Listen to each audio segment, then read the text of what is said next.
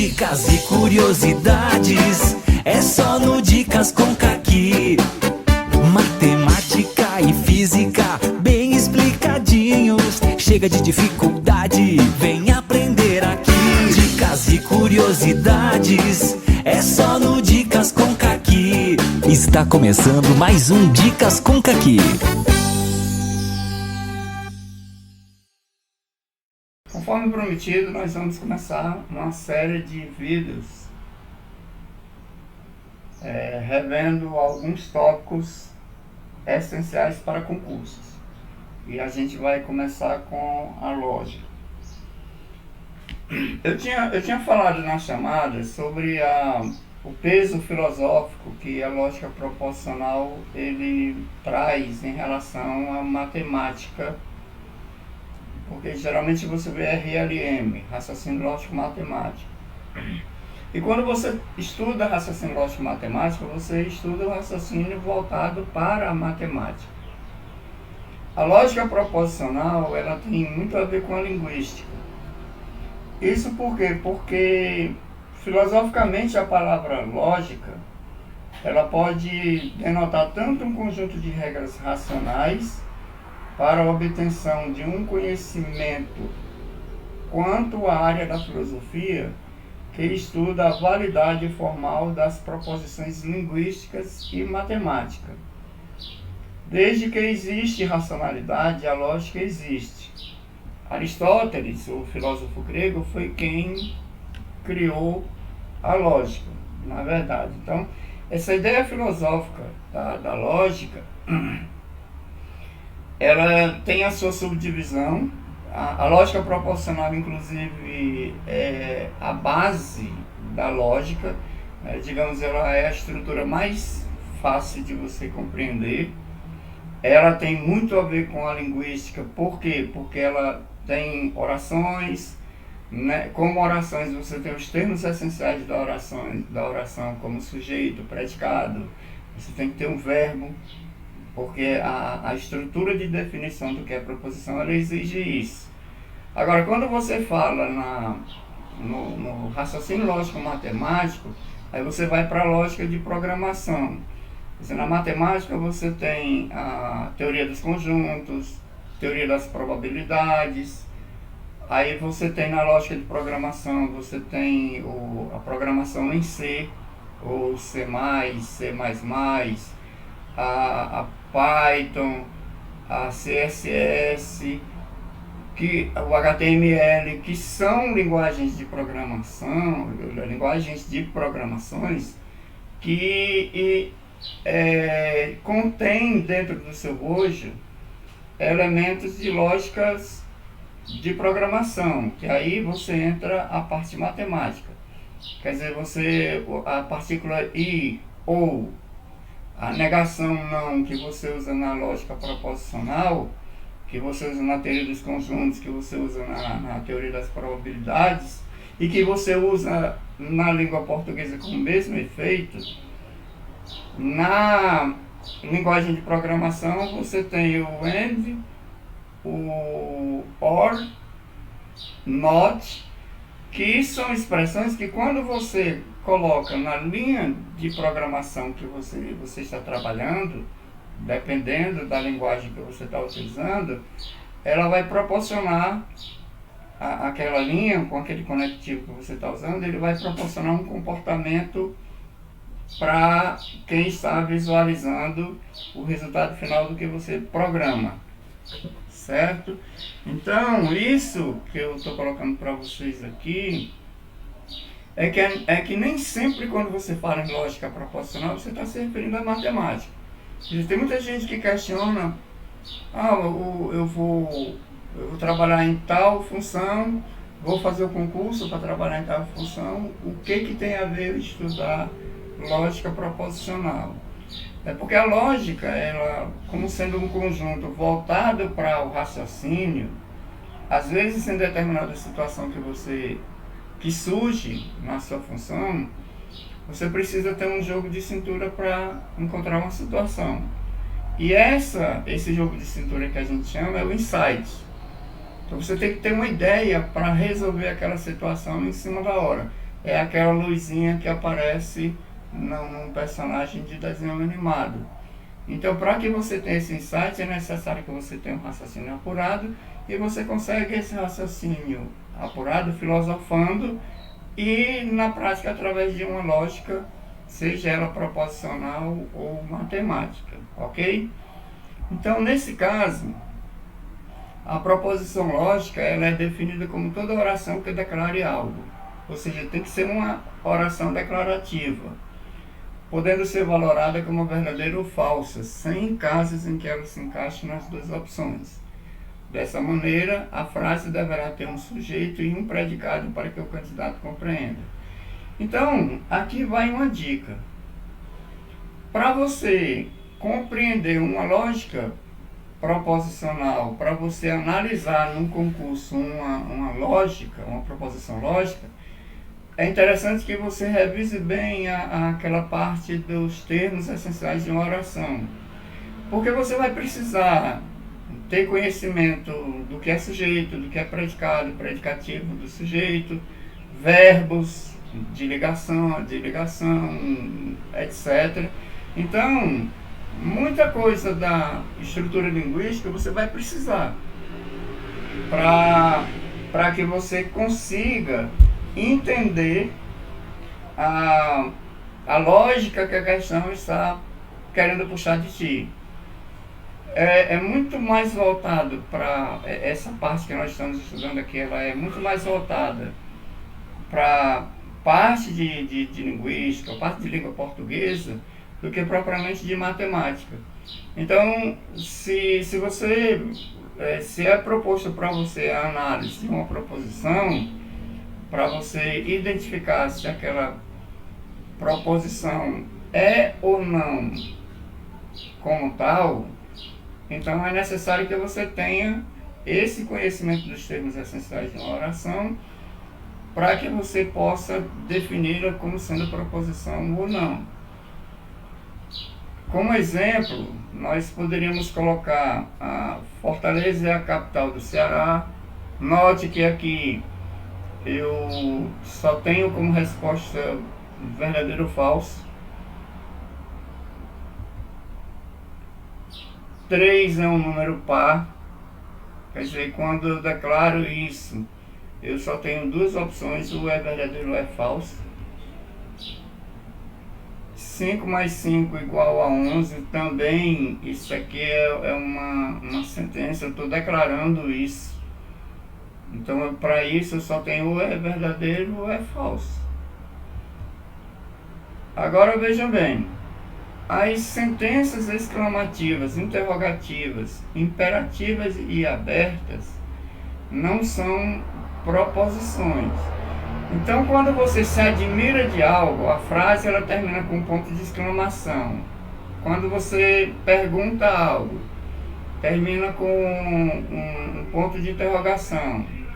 Ou então, quando a expressão ela está dando uma ordem, ela é imperativa. Ou então, quando são expressões em que ela te deixa com um espaço amplo de respostas. Então, essas sentenças, elas não são proposições. Então, vamos ver alguns exemplos aqui. Que prova faço? Isso aqui é uma sentença exclamativa. Aqui você pode ter verdadeiro, falso, ou você pode ter intermediários. Alguém pode chegar e dizer, não, para mim não foi não. Outro pode dizer, concordo. Outro. Então, aqui você, como você não está declarando, você está exclamando o que você está achando da prova, então isso aqui não é uma proposição lógica. Para onde você está indo? Já é uma sentença interrogativa. Entre no carro agora. Observe que você está recebendo uma ordem. Entre. Então perceba que você tem aí uma sentença que é imperativa. Ele está nadando. É uma sentença aberta. Quer dizer, aqui a gente não tem como identificar se é verdadeiro ou se é falso. Apesar de você, mas que aqui ele diz assim, ele está nadando, eu posso dizer sim ou não, mas você não pode dizer verdadeiro ou falso. Tá? Então ela é uma sentença aberta que pode, assim como a sentença exclamativa, e se você trocar o ponto de exclamação, você vai ter uma sentença aberta. Tá?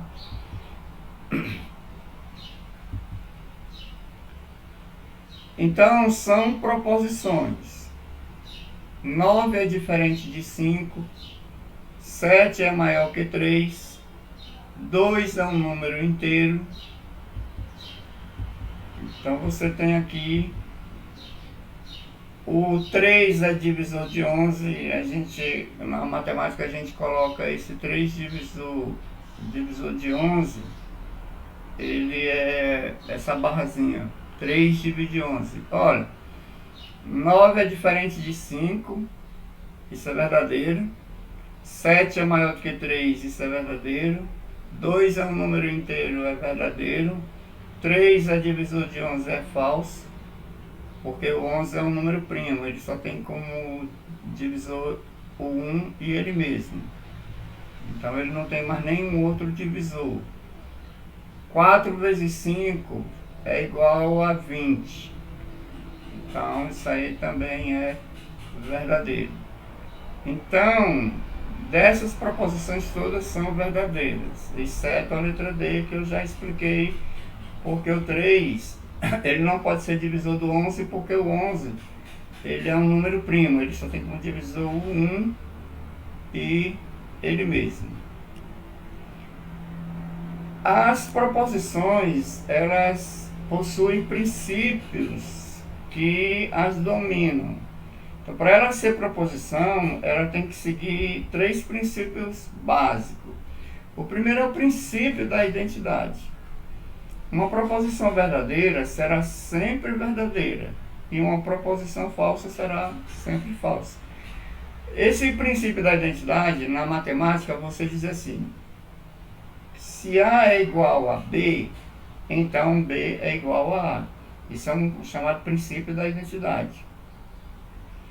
Então, nas proposições, não tem dúvida em relação a você, consciente de que você classificou uma proposição como verdadeira, então você segura porque ela vai ser verdadeira se você tem consciência disso.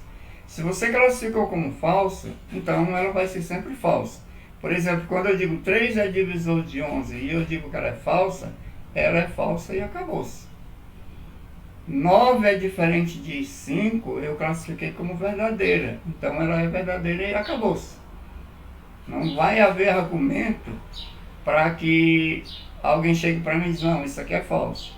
E pode ter, mas aí você já entra em outro princípio matemático. Princípio da não contradição. Uma proposição não pode ser verdadeira e falsa ao mesmo tempo. Porque o princípio da contradição é quando você contradiz. Contradizer significa você afirmar o contrário do que se afirma. Então, eu digo que 9 é diferente de 5 como verdadeira, e você chegar e dizer, não, essa aí ela pode ser verdadeira e pode ser falsa. Não existe isso. Ou ela é uma, ou ela é outra. Ou ela é verdadeira, ou ela é falsa. O princípio do terceiro excluído seria assim, uma proposição ou será verdadeira ou será falsa. Não há outra possibilidade. Você pode até dizer assim, essa do terceiro excluído e o princípio da não contradição é a mesma coisa. Não é. Porque esse princípio do terceiro excluído seria o seguinte: 9 é diferente de 5, é verdadeiro. Pronto. 3 é divisor de 11, é falso. Lá no 9 é diferente de 5 não tem possibilidade de que seja falso. Do mesmo jeito na letra D, 3 é divisor de 11, não tem possibilidade de ser verdadeiro. Aonde é que isso acontece? Se eu chegar para você e disser assim, o filme foi bom, eu fiz uma afirmação aqui. Aí alguém chega e disse, Kaki, realmente o filme foi bom, é verdadeiro. Não, o filme não foi bom, falso. Aí alguém sabe, eu achei mais ou menos, eu achei isso, eu achei aquilo. Você vai perceber que entre verdadeiro e falso vão surgir vários outros argumentos que são válidos. Quando isso ocorre, você não está diante de uma lógica proposicional. Você está diante de uma lógica chamada de lógica fuse. A lógica fuse é aquela lógica que ela admite, entre o verdadeiro e o falso, ela admite respostas nesse intervalo, ou seja, necessariamente ela não funciona esse princípio do terceiro excluído. O princípio da não contradição, ela pode seguir. Inclusive essa lógica fuse, ela é muito utilizada em princípios de incerteza.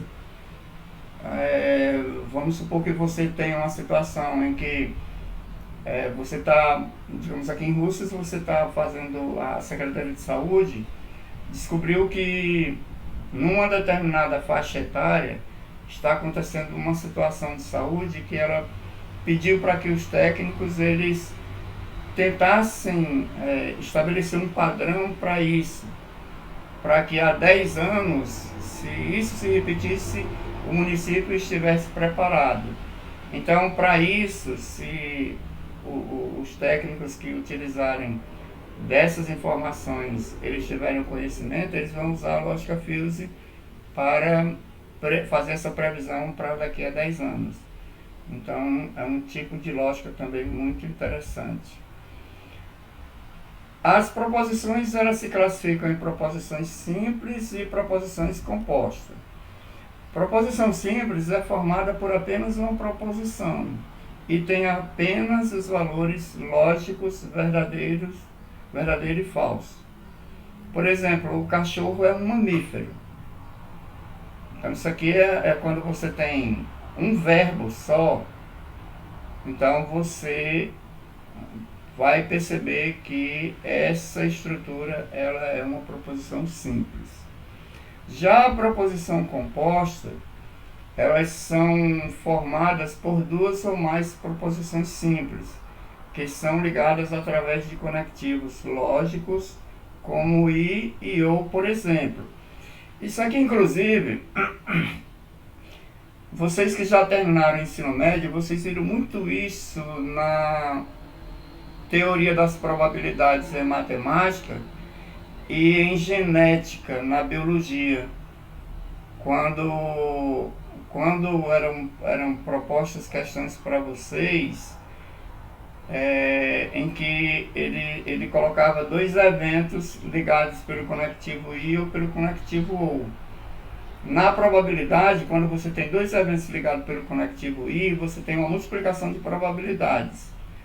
E quando você tem dois eventos ligados pelo conectivo OU, você vai ter uma adição de probabilidades.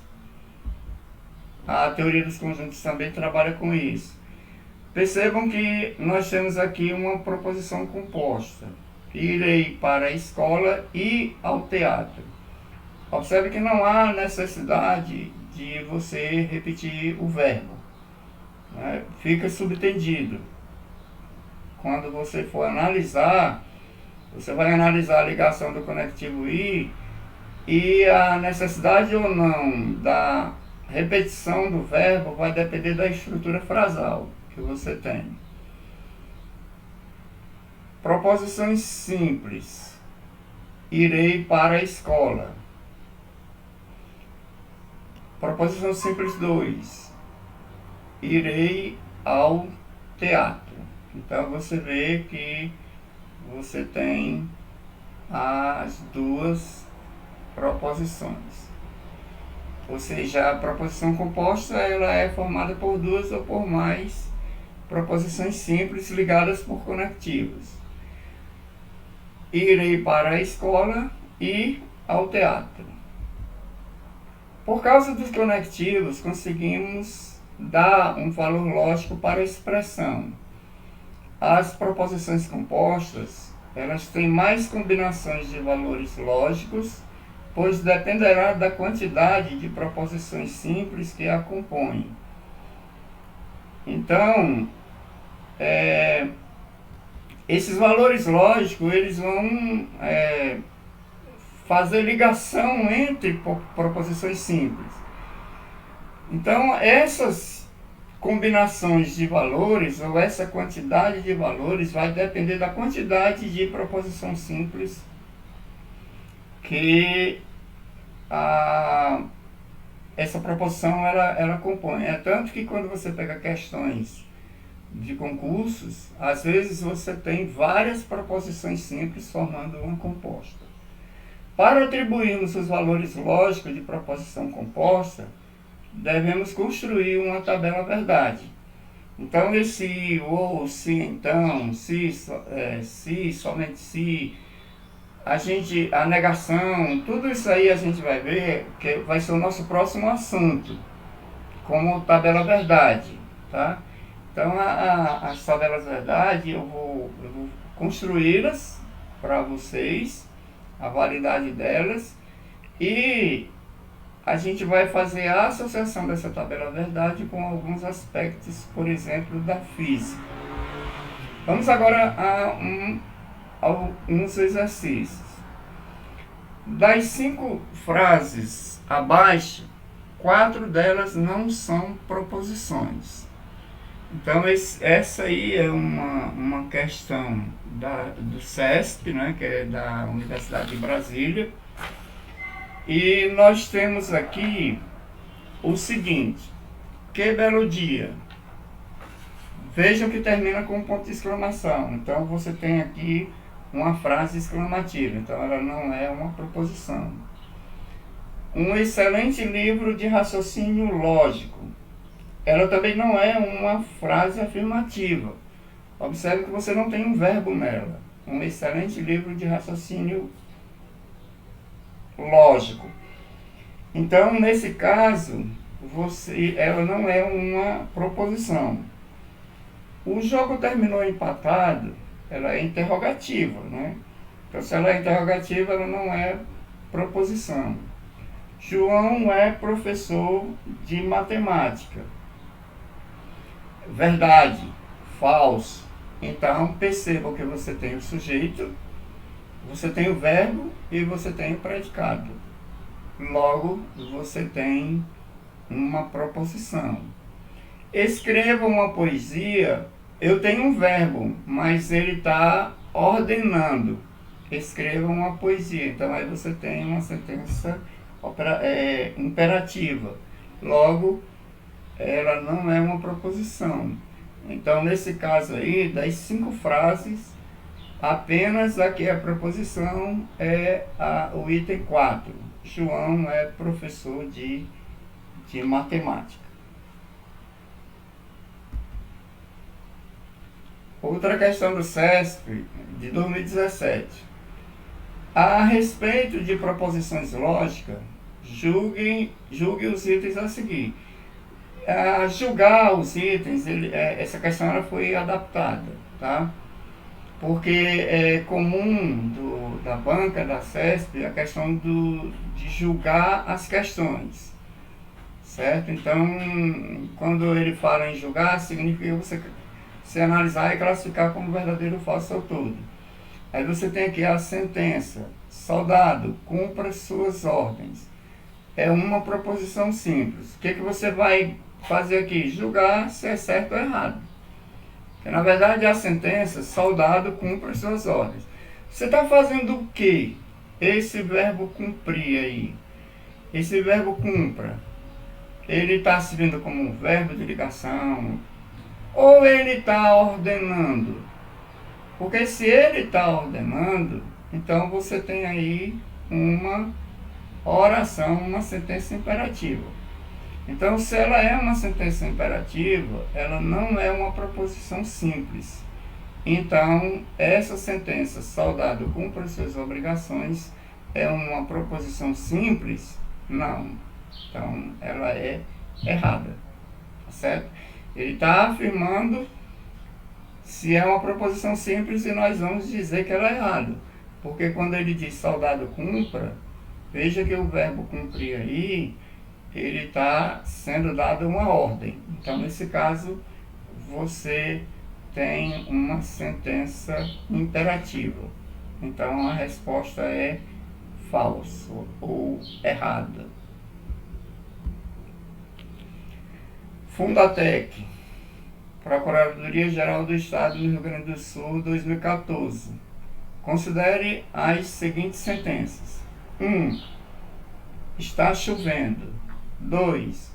Pedro é médico ou Paulo é engenheira. 3. Faça o seu trabalho em silêncio. 4. Quem fez isso? Analisando as sentenças acima, é correto afirmar que, letra A, apenas 2 não é proposição. B, apenas 1 e 2 são proposições. C, apenas 1 e 3 não são proposições. Letra D, 1, 3 e 4 não são proposições.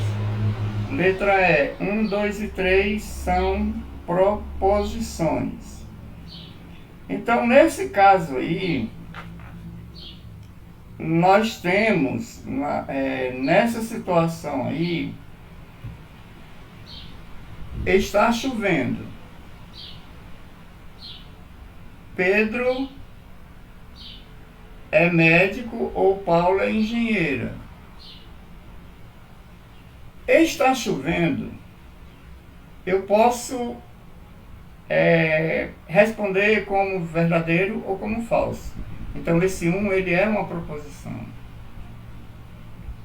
Pedro é médico ou Paulo é engenheiro. Note que você tem uma sentença simples, Pedro é médico. Você tem outra simples, Paulo é engenheira. E você tem o conectivo ou. Então, você tem aí uma proposição composta. Então, A1 é proposição, A2 é proposição. Faça o seu trabalho em silêncio. Ele está ordenando, então é imperativo. Quem fez isso? Interrogativa. Então, analisando as sentenças acima, é correto afirmar que letra B, apenas 1 e 2 são proposições. Porque o está chovendo, você tem o verbo, o sujeito é indeterminado, no caso, né? Então, porque trata-se de tempo, então nesse caso, desculpe, nesse caso você tem como resposta correta a letra B de bola. Próxima questão. Fundação Carlos Chagas, Cefaz, São Paulo. Das 5 frases abaixo, 4 delas têm uma mesma característica lógica em comum, enquanto uma delas não tem essa característica. Que belo dia. 2. Um excelente livro de raciocínio lógico. 3. O jogo terminou empatado. 4. Existe vida em outros planetas do universo. 5. Escreva uma poesia. A frase que não possui essa característica comum é a letra A, 4. Qual é essa característica lógica em comum que ele está se referindo aqui? É ser ou não proposição. Ele, na verdade, ele está pedindo a gente para identificar entre esses 5 itens aquele item que é uma proposição. Então, que belo dia, exclamativa, fora. Um excelente livro de raciocínio, declarativa. Declarativa, não, no caso aí, você tem no item 2, você está expressando uma opinião. Você está expressando uma opinião. O jogo terminou empatado, você tem aqui uma exclamação. Aliás, interrogação, João Carlos, desculpem. Existe vida em outros planetas do universo. Você pode considerar isso verdadeiro ou falso, dependendo da sua visão. Escreva uma poesia, imperativo. Então, nesse caso, você tem a única frase que se encaixa dentro do que é proposição simples ou proposição como um todo, é o item 4. E a resposta correta aí é a letra A. Então aqui a gente encerra essa primeira parte, e quando for o próximo vídeo, eu vou falar sobre as tabelas verdade. Um abraço.